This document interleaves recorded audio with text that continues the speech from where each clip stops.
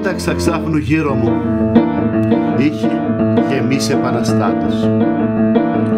Μιλούσανε μια γλώσσα άγνωστη, μα οι κουβέντες τους μου φαίνονταν σταράτες. Τι να σου κάνω αναποφάσιστος, ποτέ δεν ήμουν άνθρωπος της δράσης. Με τρώγανε τα ερωτηματικά, στη φαντασία έψαχνα τις αποδράσεις. Αναρωτιέμαι από πού ήρθαν όλοι αυτοί.